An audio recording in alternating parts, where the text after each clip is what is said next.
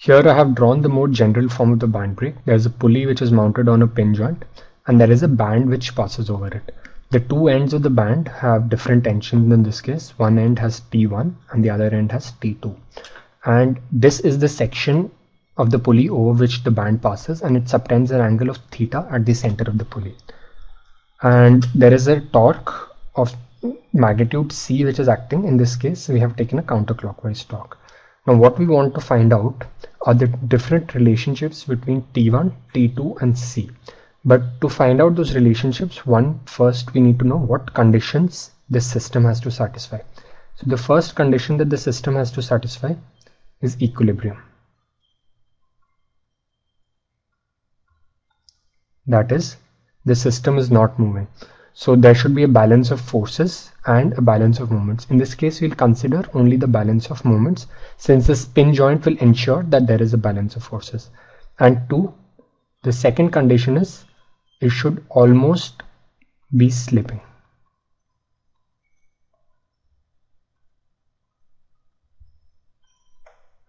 That is, if we add a bit more torque, this pulley will start rotating relative to the cable.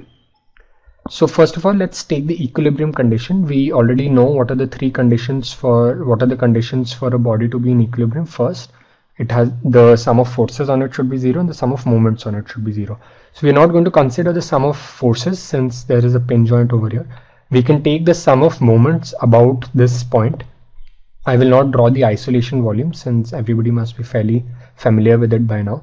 So taking the sum of moments at this point, firstly, the moment caused because of T1 is T1 into R, and since this is a clockwise moment, this has a negative sign, plus the moment because of T2 is counterclockwise, so there's a positive sign, T2 into R, and finally plus C is equal to 0. So rearranging this, T1 minus T2 into R is equal to C. So what are the things that this equation tells us? The first thing that this equation tells us is T1 is greater than T2.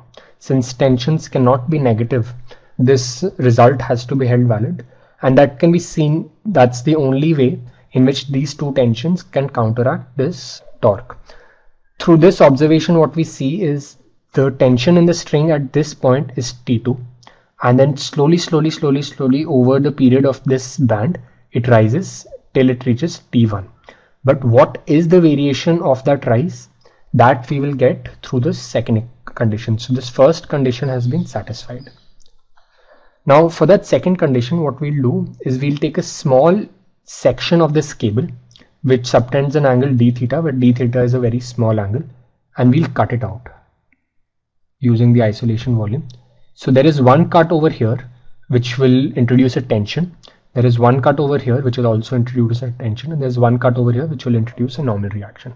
So I will try to draw this over here.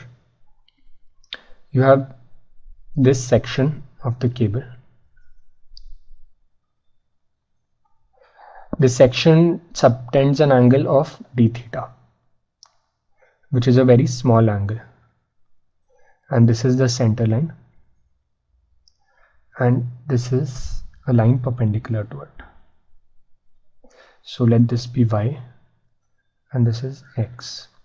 And now let's draw the forces. Firstly, there's a normal reaction which is acting over here. So there's an upward force N. There are two tensions. So we know that the tension on this side of the cable is less. So there, over here, there's a tension which is acting of magnitude T. And over here, there's a slightly larger tension which will act of magnitude T plus dt. I am sure everybody can see this, that the angles that these tensions subtend are d theta by 2 each. And finally, there's a friction force, which is the centerpiece, which will be acting in this direction. Since this is the direction the pulley is pushing the cable in.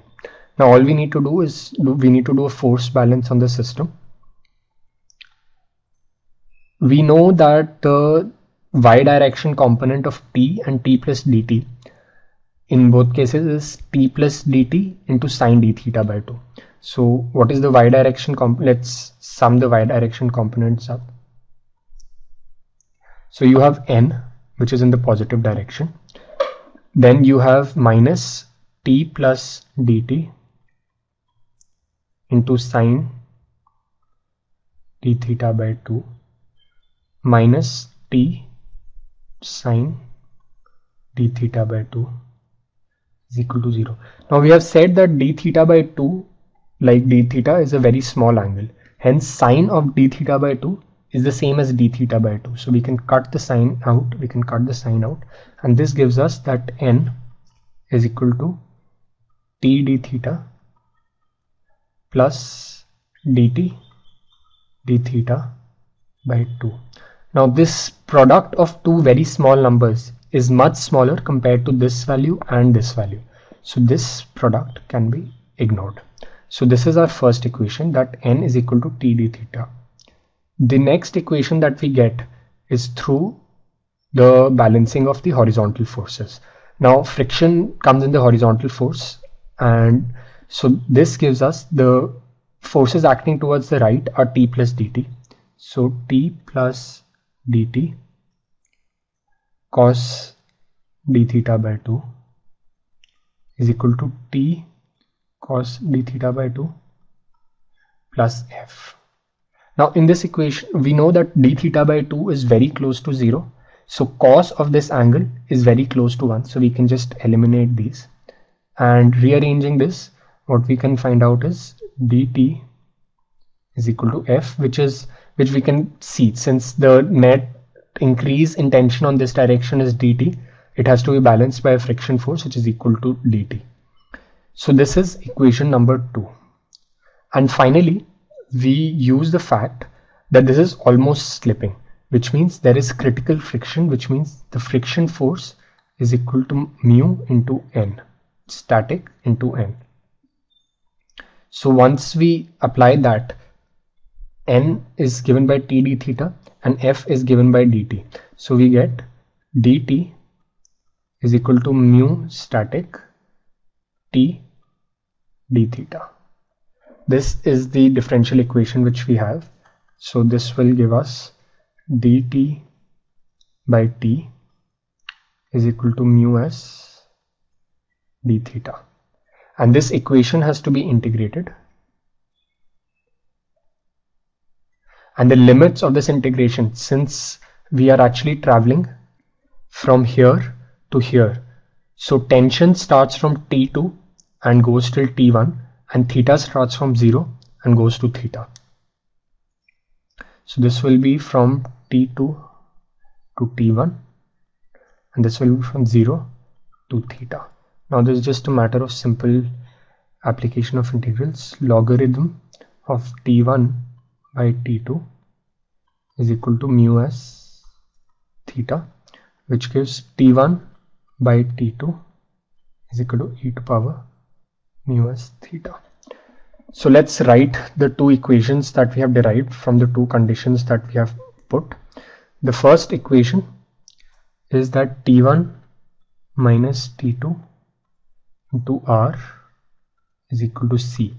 And the second equation, which comes from the condition that this system should be on the verge of slipping, is T1 by T2 is equal to e to power mu theta. Now if we are given C, then we can find out the value of T1 and T2 such that the system is in equilibrium and this system is on the verge of slipping. Now using these two equations that we have derived, we will solve the question that was originally introduced. Just go over these derivations again and make sure that you are absolutely confident with them.